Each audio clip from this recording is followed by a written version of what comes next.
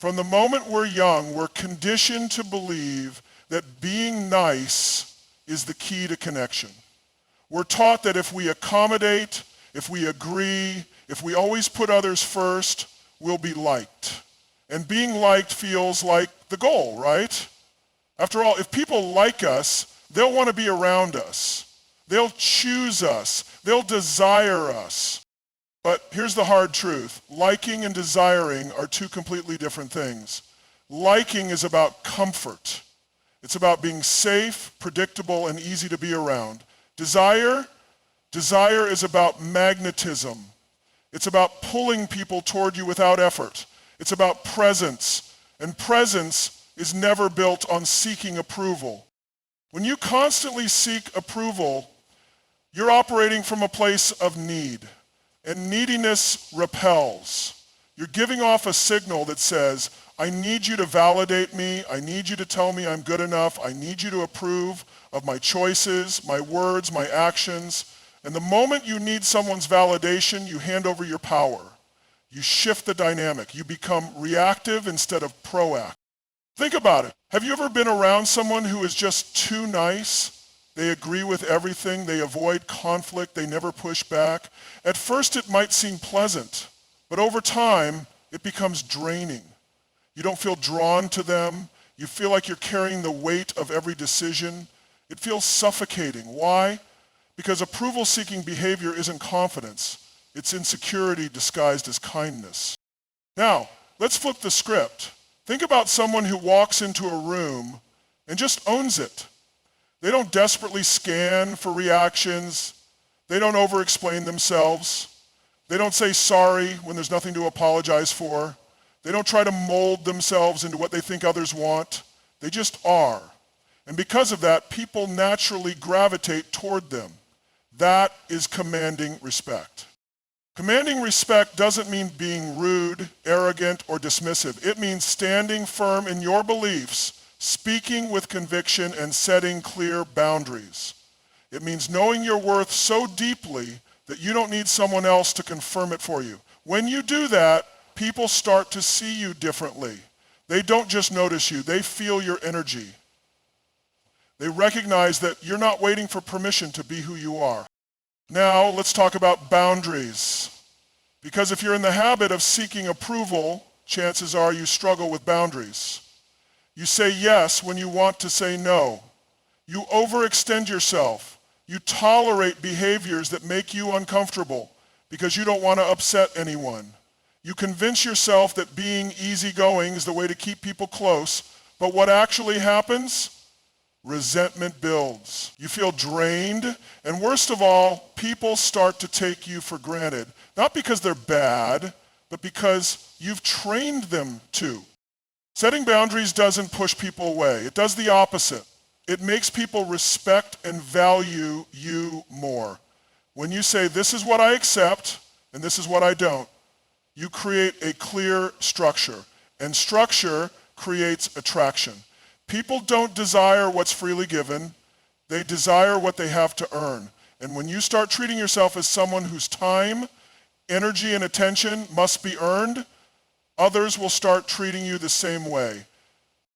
Another key to shifting from approval seeking to commanding respect is learning to be comfortable with silence.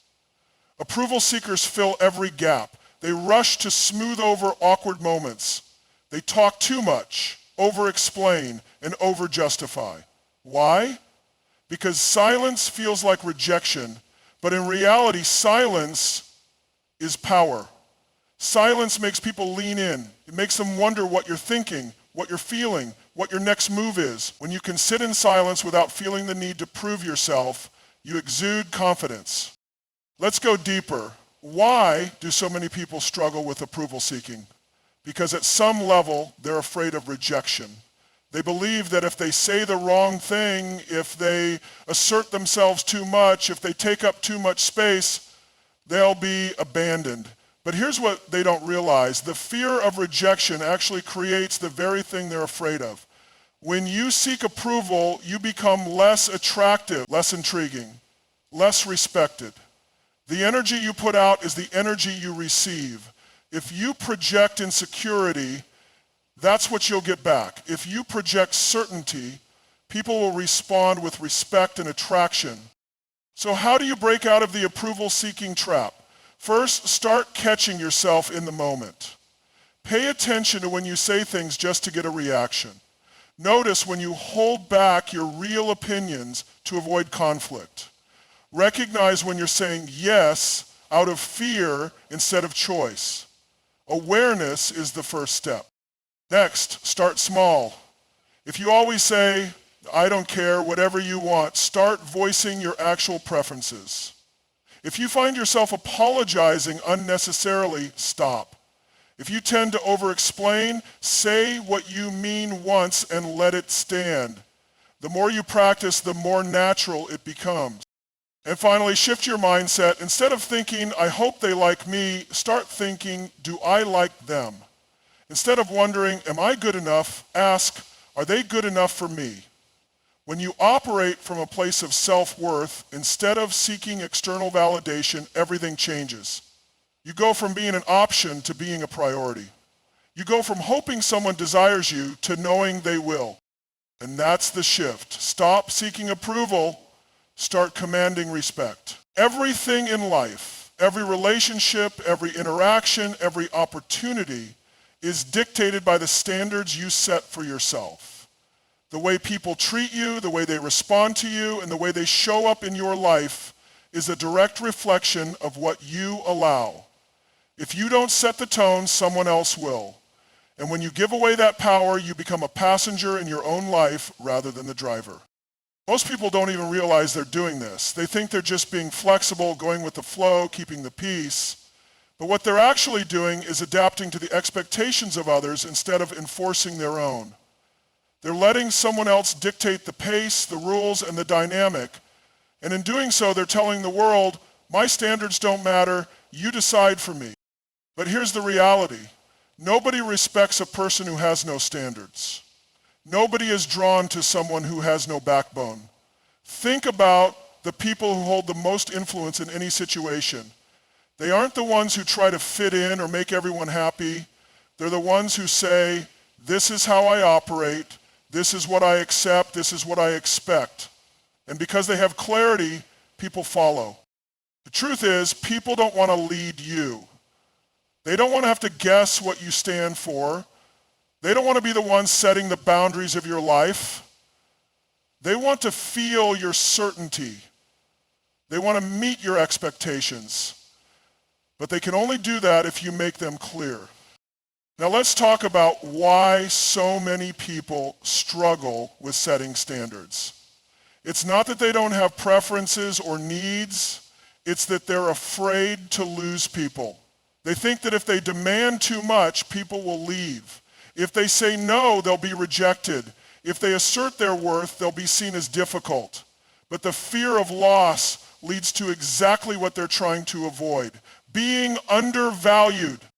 When you lower your standards out of fear, you communicate that you're willing to accept less. You train people to give you less. And over time, you start resenting it, not just them, but yourself. Because deep down, you know you deserve more. You know you're settling. And there's nothing more exhausting than pretending to be okay with something that doesn't align with who you really are. So how do you shift? How do you start owning your standards instead of shrinking them? The first step is to get clear on what they actually are. If you don't know what you stand for, neither will anyone else. What do you value? What do you expect from the people in your life? What are your non-negotiables? Get specific. If you don't define it, the world will define it for you. Next, communicate them without hesitation. Most people think setting standards means making a big announcement or giving ultimatums. It doesn't. It's in your actions. It's in the way you carry yourself. It's in the way you respond when someone crosses a line.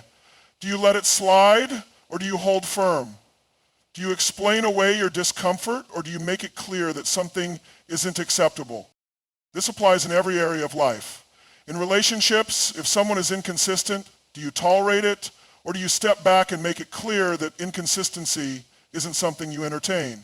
In business, If someone undervalues your work, do you lower your rates or do you walk away? In friendships, if someone disrespects your time, do you justify it or do you make it known that your time is valuable? People will test your boundaries, not necessarily because they're trying to disrespect you, but because they're trying to understand the rules of engagement. If you allow one excuse, one broken promise, one disrespectful comment without consequence, you've now shown them the limit of your standards. And once that line is blurred, it's nearly impossible to redraw it. Owning your standards isn't about being rigid or unreasonable. It's about self-respect. It's about making it known that your time, your energy, and your presence are valuable. And that means not giving them away freely to those who don't appreciate them. It's also about consistency. A lot of people set standards in moments of frustration but fail to maintain them. They'll say, I'm done with this behavior, but then let it slide when emotions come into play. They'll walk away but then answer the call when the person reaches out. They'll set boundaries but then feel guilty and compromise. And the moment you do that, your standards lose power. If you want people to respect your standards, you have to respect them first. You have to be willing to enforce them, even when it's uncomfortable, even when it means losing someone, even when it means standing alone for a while. Because if you're not willing to hold the line, nobody else will. And here's the irony. When you raise your standards, people don't run away. They rise to meet them. Not everyone, of course. The ones who only wanted to take advantage of your flexibility will disappear. But the ones who truly value you, they'll step up. They'll adjust. They'll recognize that you're not someone they can treat casually. They'll respect you more, not less. Because the truth is, people want to be held to a higher standard. They may not admit it, but they crave it. It makes them feel challenged. It makes them feel like they're working for something valuable. It makes them invest more. Because anything that's easily given is rarely appreciated. And the most important part, when you own your standards, you don't just shift how others see you, you shift how you see yourself. You stop feeling desperate for validation. You stop settling for breadcrumbs. You stop wasting time on people who don't align with your values. You step into a level of self-respect that changes everything. It's not about demanding more from others. It's about demanding more from yourself. It's about deciding that you're no longer willing to accept anything that drains you, disrespects you, or diminishes your worth. It's about recognizing that the moment you set the tone, the right people will follow. Desire doesn't thrive in comfort. It doesn't grow in predictability.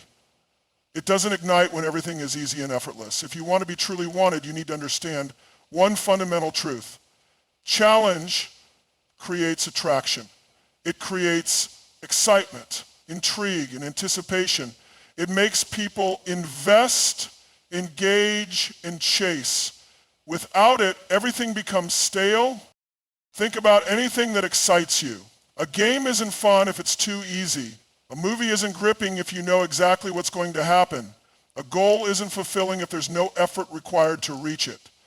The same principle applies to attraction and relationships. If you make things too easy, if you're always available, if you never create any sense of challenge, you remove the very thing that makes you desirable. Most people confuse challenge with playing games. They think it means being manipulative, withholding affection, or intentionally making someone jealous. That's not challenge. That's insecurity. True challenge comes from creating an environment where someone feels they have to work to earn your attention, your energy, and your presence. It's about making sure that your value isn't something that's just handed over without thought. Now let's get into the psychology of this. The human brain values what it has to work for. This is why people cherish hard-earned victories, why luxury brands that are exclusive are more desirable, and why people are more attracted to what they feel they can't quite have yet. The moment something is guaranteed, the moment there is no effort required, the mind starts to devalue it. It's not intentional. It's just how we're wired. This is where so many people go wrong. They think that by being overly accommodating, overly available, and always saying yes, they're making themselves more appealing. But what they're actually doing is removing the very thing that makes them desirable in the first place. They're making the interaction too predictable, too easy, too safe. And safety is great for stability, but it doesn't create desire. Now, let's break down what this looks like in real life. Imagine you meet someone who is interesting, charismatic, and confident. But instead of them dropping everything to be at your beck and call, they have a life. They have priorities. They have goals. They don't respond immediately to every text. They don't rearrange their entire schedule for you. They don't over-explain their actions or feel the need to constantly check in. How do you feel? Curious, intrigued, pulled in. You start wondering, what's different about them? Why don't they act like everyone else? Now, compare that to someone who is always available, someone who responds instantly, someone who cancels plans the moment you suggest hanging out, someone who is just too easy to access. There's no tension, no mystery, no sense of urgency. You might appreciate them, but you won't feel that deep, undeniable. Challenge isn't about playing hard to get. It's about actually being someone who is worth getting. It's about having a life so full, so interesting, and so purpose-driven that someone has to step up to be a part of it. It's about creating a dynamic where your time and attention are valued because they are not given away without thought. One of the biggest mistakes people make is thinking that the more they give, the more they will be desired. They think that if they say yes to everything, if they're always agreeable, if they never challenge anything, they'll be more lovable. But the opposite happens. People don't respect what is given too easily. They don't cherish what requires no effort. The moment someone realizes they don't have to do anything to keep you, they stop valuing you at the same level. This is why challenge works. It forces investment. When someone has to work to earn your time, they appreciate it more. When they have to wonder what you're thinking instead of always knowing, they stay engaged. When they feel a little bit of uncertainty, they stay intrigued. That tension, the space between knowing and not knowing, between certainty and unpredictability, is where attraction thrives. Creating challenge doesn't mean being difficult or distant. It doesn't mean ignoring messages for days or acting uninterested when you actually are. It means maintaining your standards. It means not bending over backward just to accommodate someone else's needs. It means showing that your world is already complete, and that if someone wants to be a part of it, they need to bring value too. This also applies to emotional challenge. If someone always knows exactly what you're going to do, how you're going to react, and what you're going to say, there's no sense of depth. But if you have layers, if you have your own opinions, your own perspectives, and your own sense of self, suddenly there's something to uncover. There's something that keeps them coming back wanting to understand more. This is why independent people are so attractive. They don't need you, they choose you. And that difference is everything. People don't want to feel like they're your entire world. They want to feel like they've earned a place in your already incredible life. They want to feel like they have to rise to meet your standards. So many people settle for being overly nice, overly available, overly eager. They think that by being easy, they'll be loved more, but they end up losing themselves in the process. They become predictable. They become routine. And routine is the enemy of desire. This doesn't mean you should create unnecessary conflict. It doesn't mean you should be argumentative or difficult just for the sake of it. It means you should never let your own needs, standards, and priorities fade just because you want someone to like you. It means you should always be someone worth chasing, not because you're playing games, but because you genuinely have a life, a mindset, and a presence that is valuable. People don't want easy. They want worth it. They want something they feel lucky to have. They want something that makes them work, because what we work for, we value. Challenge is about creating that dynamic, not through manipulation, not through games, but by being someone who doesn't settle for mediocrity, someone who sets the bar high, someone who is willing to walk away rather than accept less than they deserve. Because at the end of the day, the ones who truly want you won't be deterred by challenge. They'll be drawn to it. Emotional control is power. It's the difference between being in charge of your life and being at the mercy of your emotions. It's what separates those who command respect from those who constantly seek validation. It's what turns you from someone who reacts to circumstances into someone who creates them. Most people let their emotions dictate their actions. They get excited and they overinvest too soon. They get anxious and they overthink every little detail. They get rejected and they spiral into self-doubt. They get ignored and they chase. They let external factors determine their internal state, and in doing so, they give away their power. But here's the truth. The person who controls their emotions controls the dynamic. Every interaction, every relationship, every social exchange is dictated by who holds their ground. The moment you let someone else's actions dictate your mood, your behavior, or your decisions, you've lost control. You've shifted from being the leader to being the follower. Think about the most charismatic, magnetic people you know. They don't get rattled easily. They don't seek constant reassurance. They don't let small things throw them off. Instead, they project certainty, calmness, and composure. And because of that, people are drawn to them. They create a sense of stability. Now, let's look at what happens when you lack emotional control. You text someone and they don't reply right away. What do? If you're emotionally reactive, you start panicking. You start crafting stories in your head. Did I say something wrong? Are they losing interest? Are they ignoring me? And then, driven by that panic, you do something impulsive. You double text. You seek validation. You try to force a response. What happens? You weaken your position. You show that you're emotionally dependent on their response.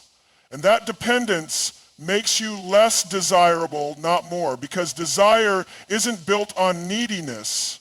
It's built on self-sufficiency. Now, let's flip the script. Let's say you send a message and they don't respond right away. But instead of panicking, you stay calm. You stay unbothered. You go about your life. You keep your energy high. What does that signal? It signals that you are not waiting. It signals that your world doesn't revolve around their attention. And that energy, that's attractive. That's powerful. That's what creates pull. Emotional control isn't about suppressing feelings. It's not about pretending you don't care. It's about mastering the ability to respond instead of react. It's about recognizing that you always have a choice in how you handle situations. And the stronger your ability to stay composed, the more people will respect and desire you. Now, let's talk about the power of unpredictability. Emotional control doesn't mean being robotic or detached. It means knowing when to engage and when to pull back. When you are too predictable, when you always react the same way, when you always show the same level of investment, people stop feeling that spark. They know exactly what to expect. And when there's nothing left to figure out, attraction fades. Think about someone who always says yes, always texts first, always reacts the same way. At first it might feel nice, but over time it becomes boring. There's no intrigue, no tension, no sense of earning anything. But when you mix certainty with just a bit of unpredictability, when you create moments where people wonder what you're thinking, what you're feeling, what your next move will be, you create engagement. You make them lean in. People are drawn to those who make them feel something. And one of the most powerful emotions is uncertainty. Not in a negative, manipulative way, but in a way that keeps people on their toes, that keeps them invested. If they always know where they stand with you, if they always feel too secure, they start taking you for granted. Now let's bring this into the bigger picture. Emotional control doesn't just apply to relationships. It applies to everything. It applies to how you handle rejection, how you handle setbacks, how you handle failure. People who lack emotional control let one bad moment ruin their entire day. They let one person's opinion destroy their confidence. They let external circumstances dictate their internal world. But when you own your emotions, when you master the ability to stay calm, to stay grounded, to hold your own energy, you become unstoppable. You stop reacting to the world and start shaping it. You stop seeking validation and start giving it to yourself. This is the key to real influence. The most powerful people in the world are the ones who can walk into a room and remain completely unaffected by external noise. They don't chase approval. They don't seek validation. They command respect through their energy, their presence, and their ability to stay in control. And this is what makes someone irresistible. It's not about looks. It's not about status. It's about how you carry yourself. When you walk through life with the mindset that nothing can shake you, that nobody else controls your emotions but you, you become magnetic. People are drawn to that kind of certainty. Because in a world full of people who are easily rattled, easily offended, and easily thrown off course, stability is rare.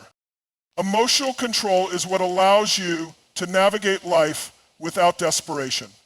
It allows you to walk away when something no longer serves you. It allows you to maintain your power in any situation. Because when you control your emotions, you control your reality. And when you control your reality, you lead the dynamic always